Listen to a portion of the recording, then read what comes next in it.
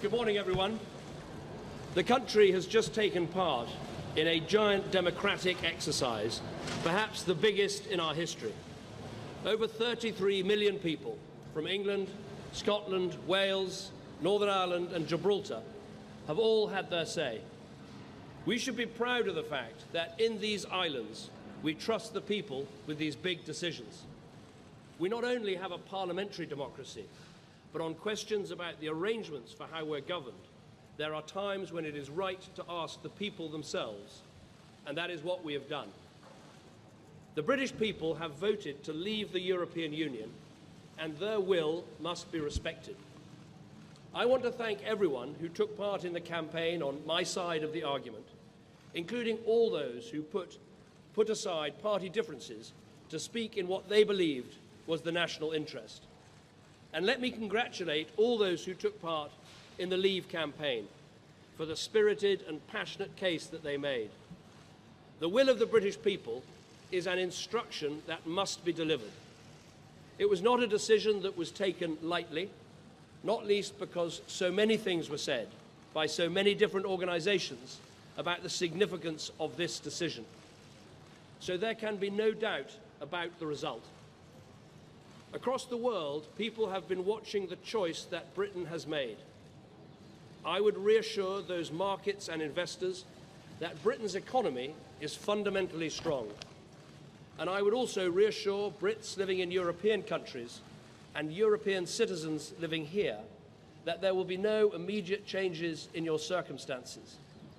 There will be no initial change in the way our people can travel, in the way our goods can move, or the way our services can be sold.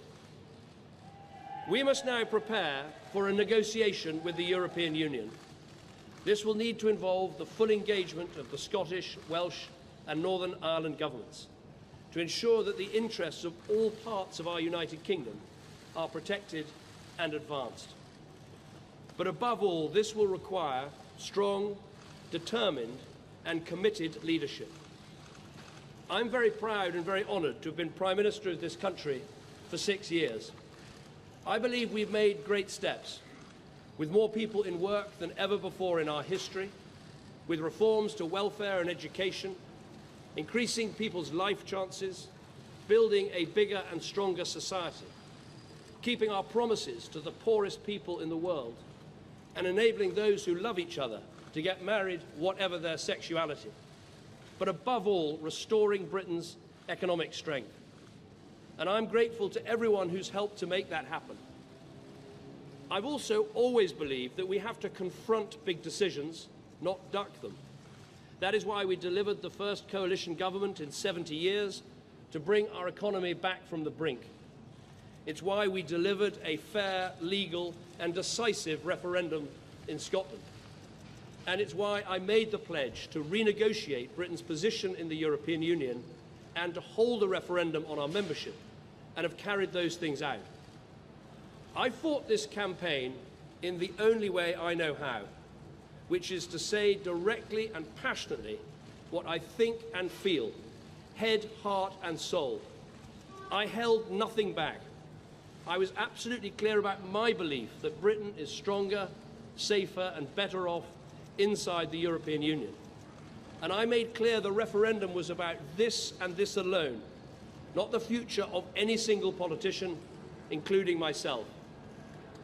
But the British people have made a very clear decision to take a different path.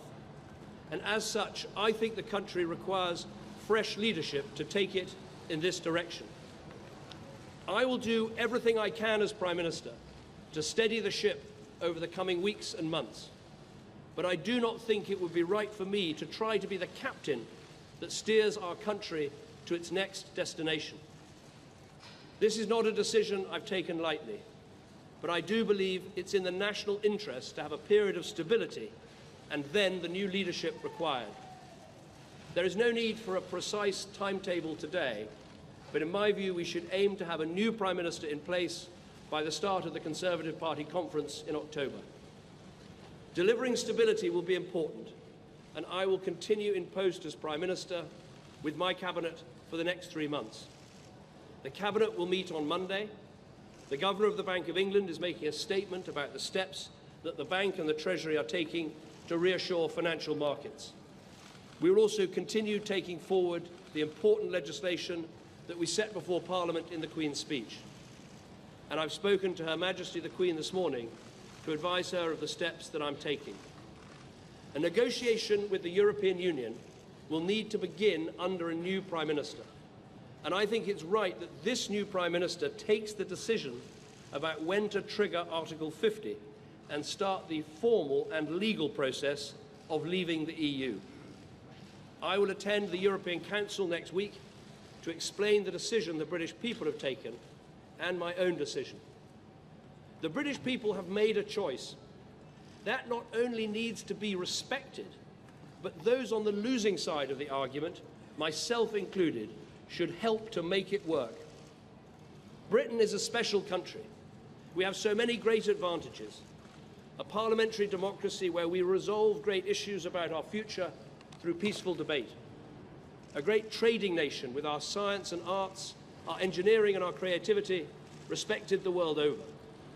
And while we are not perfect, I do believe we can be a model of a multiracial, multi-faith democracy where people can come and make a contribution and rise to the very highest that their talent allows. Although leaving Europe was not the path I recommended, I am the first to praise our incredible strengths. I've said before that Britain can survive outside the European Union, and indeed that we could find a way.